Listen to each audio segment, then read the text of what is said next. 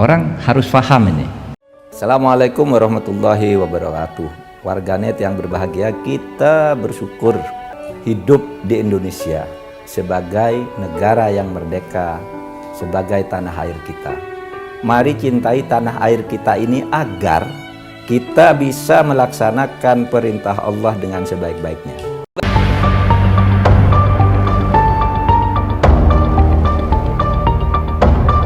Hasil survei Litbang memotret preferensi pemilih dari kelompok generasi Z. Antusiasme pemilih dari Gen Z sebesar 67,8% untuk menggunakan hak pilih pada pemilu nanti secara sekaligus, yakni memilih capres-cawapres, partai politik, dan calon anggota legislatif. Jika diperinci, sebanyak 8,6% generasi yang berusia di kisaran 17 hingga 26 tahun berniat menggunakan hak pilih pada pemilu nanti hanya untuk pilpres. Percaturan kandidat papan atas mulai berubah, setidaknya 62% suara Gen Z terdistribusi pada Gubernur Jawa Tengah Ganjar Pranowo, Ketua Umum Partai Gerindra Prabowo Subianto, dan mantan Gubernur DKI Jakarta Anies Baswedan. Di survei muncul nama Gubernur Jawa Barat Ridwan Kamil. Dari hasil survei Litbang, elektabilitas kandidat capres Gen Z untuk Ganjar Pranowo sebesar 28,8% suara, disusul Prabowo Subianto 20,6% suara. Lalu ada Ridwan Kamil dengan perolehan suara 9,1% dan Anies Baswedan 8,8% suara. Hasil survei Litbang menunjukkan bahwa elektabilitas Ganjar Pranowo unggul dibandingkan Prabowo Subianto dan Anies Baswedan jika dihitung secara head-to-head. Baik Ganjar, Prabowo maupun Anies, ketiganya memiliki elektabilitas yang tinggi sebagai calon presiden dalam beberapa kali survei Litbang. Secara head-to-head, elektabilitas Ganjar unggul cukup jauh dibandingkan Anies dalam survei. Ganjar mengantongi elektabilitas sebesar 60,2%, sementara Anies hanya mendapat elektabilitas sebesar 39,8%. Begitu pula ketika dihadapkan dengan Prabowo, Ganjar memiliki elektabilitas yang unggul. Elektabilitas Ganjar sebesar 56,7%, unggul dari Prabowo yang hanya 43,3%. Sementara itu, bila dihadapkan antara Prabowo dan Anies, Prabowo unggul dengan elektabilitas 57,3% berbanding 42,7%. Selain itu, survei ini turut melakukan simulasi pemilihan presiden dengan 3 tokoh di atas. Hasilnya, Ganjar memiliki elektabilitas sebesar 34,9%, unggul di atas Prabowo yang elektabilitasnya 28,7% dan Anies yang hanya 24%. Sementara itu masih ada 12,4% responden yang menjawab tidak tahu. Jajak pendapat itu melibatkan 1.202 responden dari 38 provinsi di tanah air. Survei dilakukan melalui wawancara tatap muka dan sampel ditentukan secara acak melalui metode pencuplikan sistematis bertingkat. Menteri Koordinator Bidang Politik, Hukum, dan Keamanan, Mahfud MD, menyebut bahwa kasus korupsi di Indonesia telah terjadi di mana-mana. Mahfud mengungkapkan hal tersebut saat memberikan sambutan dalam Sarasehan Isu Strategis dengan tema sinkronisasi tata kelola pertambangan mineral utama perspektif politik, hukum, dan keamanan.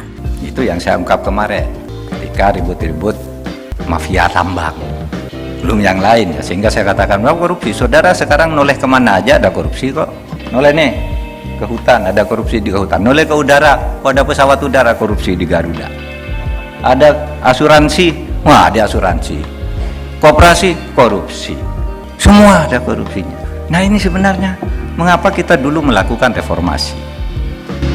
Mahfud pun mencontohkan kasus korupsi di bidang pertambangan yang informasinya diperoleh dari mantan Ketua KPK Abraham Samad.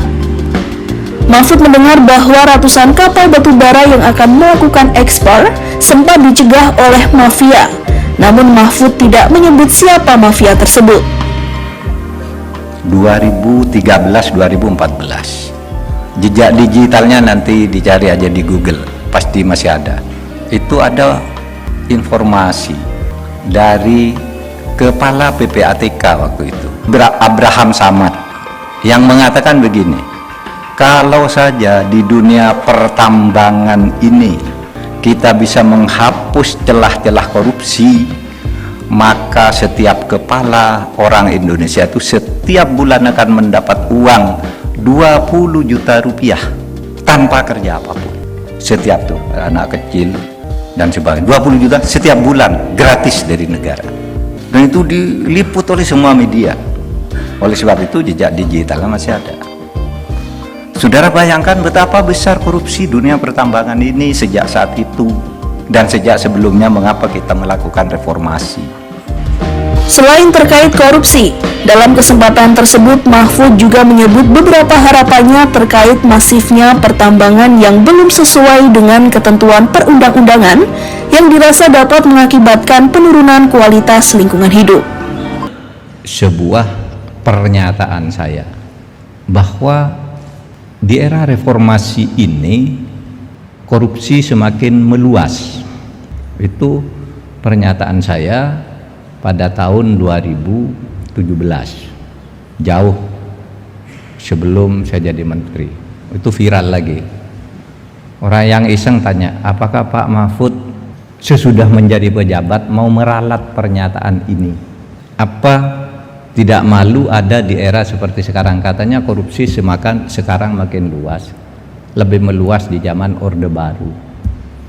Saya katakan saya tidak akan meralat, karena kenyataannya sekarang ini saja, sekarang nih, hari ini, korupsi itu jauh lebih gila dari zaman Orde Baru.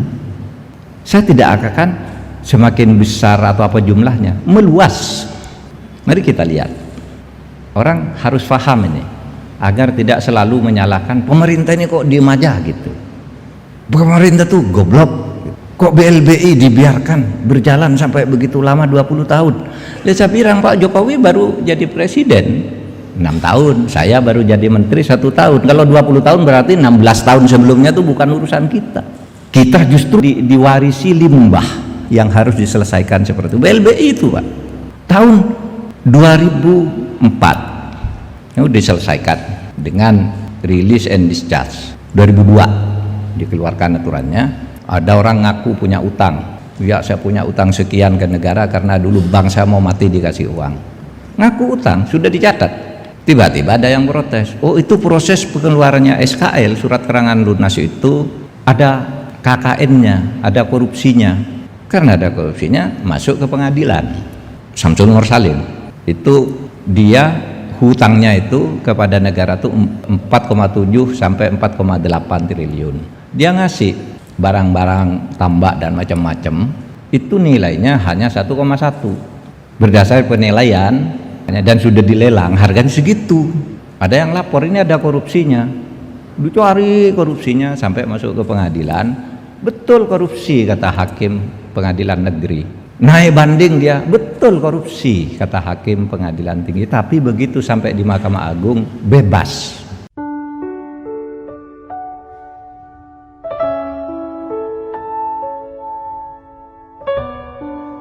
Bismillahirrahmanirrahim. Ya Allah, Ya Rahman, Ya Rahim. Bila hari ini masih menjadi bagian hidup kami, berikanlah kemudahan dan kelancaran untuk menjalaninya. Bila kelopak mata kami masih dapat terbuka, bimbinglah penglihatan kami untuk senantiasa melihat kebaikan dan kebenaran. Bila mulut kami masih diizinkan terucap, tuntunlah agar senantiasa mengatakan kejujuran. Bila kaki kami masih diberi kemampuan untuk melangkah, hantarkanlah ke tempat-tempat yang menjadi ibadah kami. Bila tangan kami masih dapat digerakkan, gerakanlah untuk memberikan kebaikan bagi orang lain. Bila matahari masih diperkenankan menyentuh raga ini, sempurnakanlah cahayanya di pagi hari untuk menyehatkan tubuh kami. Bila udara masih menjadi bagian dari nafas kami, lapangkanlah rongga dada ini untuk menghirupnya. Bila dari rezeki yang diturunkan di muka bumi ini masih ada bagian hak kami, datangkanlah dalam jumlah yang banyak bagi kami, yang halalan thayyiban dari segala arah, agar kami dapat memberi manfaat bagi orang lain yang membutuhkan. Ya Allah, Ya Rabb, bila keluarga dan saudara-saudara kami di sini masih diperkenankan mewarnai kehidupan kami, jadikanlah mereka sebagai warna-warni yang penuh keindahan, penuh kasih sayang, rukun dan damai selalu. Angkat dan hilangkanlah segala penyakit keluarga dan saudara-saudara kami, baik penyakit hati yang susah untuk diobati. Gantikanlah dengan kesehatan yang sempurna, serta berikanlah sisa usia yang penuh manfaat dan barokah. Ya Allah, dengan segala yang telah diperlihatkan pada kami untuk menjadikan ini semua sebagai pelajaran hidup kami, karuniakanlah kepada kami sejak hari ini sampai Kau utus malaikat-Mu untuk mengangkat ruh ini dari jasad kami dengan limpahan nikmat dan kasih sayang-Mu ya Rabb. Di akhir hayat kami mohon karunia-Mu untuk husnul khatimah, sehingga hanya nama-Mu yang bisa kami sebut di saat ajal menjemput kami. Terima kasih sahabat. Assalamualaikum warahmatullahi wabarakatuh.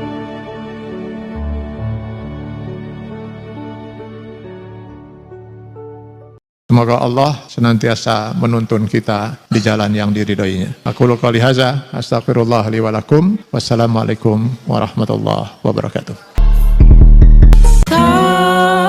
Terima kasih.